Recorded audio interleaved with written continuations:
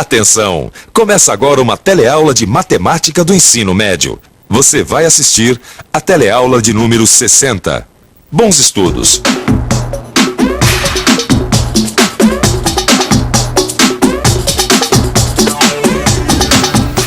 Olá!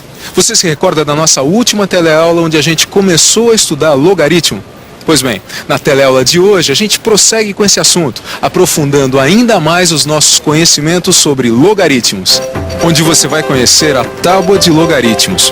Vai conhecer também as propriedades dos logaritmos na multiplicação, na divisão e na potência.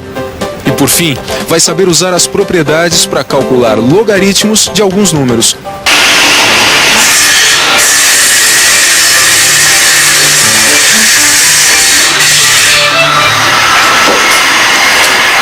Tábua de logaritmos? O que será isso, hein, Jorginho? Não sei. Será que o Joaquim sabe? Vou perguntar pra ele. Ô Joaquim! Diga! Vem aqui um pouquinho, por favor. Tô com uma dúvida. Você sabe o que é tábua de logaritmos? Tábua de logaritmos? Eu sei o que é. Mas antes, vamos ver um pouco da história dos logaritmos. Os logaritmos, como a gente já falou na teleaula passada, foram inventados na primeira metade do século XVII, para facilitar alguns cálculos complicados que a vida da época exigia. Mas que cálculos complicados será que eram esses em pleno século XVII? No século XVII, o homem mais do que nunca se lançava aos mares e oceanos atrás de novas terras. Para se movimentar, os navegantes determinavam sua posição fazendo observações de certas estrelas. Quem trabalhava muito em função da posição das estrelas e planetas eram os astrônomos. Tudo para tentar prever eclipses, marés, cometas e outros fenômenos da natureza. Os banqueiros também tinham um trabalho e tanto para calcular os juros dos empréstimos. Mas os cálculos complicados daquela época não ficavam só por aí. Existiam ainda muitas outras atividades que exigiam e muito dos matemáticos. Por isso, quando as primeiras tábuas de logaritmos apareceram, foram recebidas com muita festa e alegria. Sabe por que tanta festa? Porque as tábuas de logaritmos possibilitaram maior rapidez em cálculos que na época seriam praticamente impossíveis de se fazer. Agora, o que é uma tábua de logaritmos? Uma tábua de logaritmos nada mais é do que uma tabela de duas colunas. Dá uma olhada aqui. Veja. Na coluna da esquerda a gente tem os números positivos e na da direita seus respectivos logaritmos. Veja, o número 36 tem como logaritmo 1,5563. E no que é que uma tábua de logaritmos ajuda a vida da gente? Ajuda, porque com essa tábua a gente pode substituir uma multiplicação por uma soma ou uma divisão por uma subtração. Substituições que facilitam os cálculos, porque uma soma é mais simples do que uma multiplicação, assim como uma subtração é muito mais fácil do que uma divisão. Não entendi direito.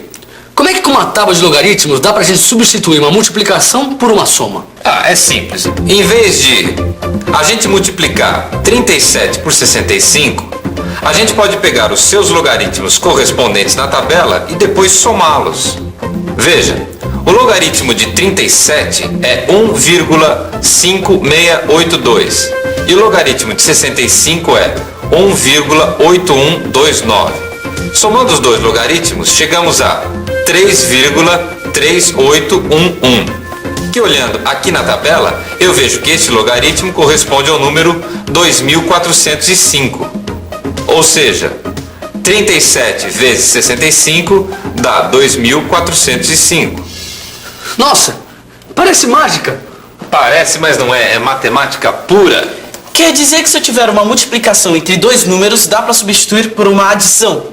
Dá, do mesmo jeito que se você tiver uma divisão entre dois números, você pode substituir por uma subtração.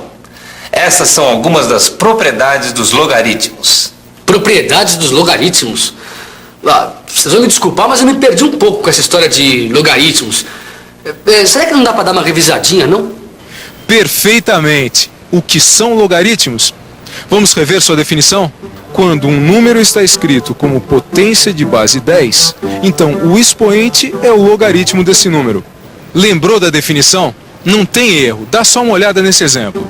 A gente sabe que 10 elevado a 0,477 é igual a 3. Dizemos então que 0,477 é o logaritmo de 3. Viu como a definição é simples? De uma forma geral, a gente pode dizer o seguinte, que se o logaritmo de um número x é igual a y, então 10 elevado a y é igual a x. E para não ficar nenhuma dúvida, dá uma conferida num outro exemplo. Se o logaritmo de 65 é igual a 1,8129, então a gente pode dizer que 10 elevado a 1,8129 é igual a 65.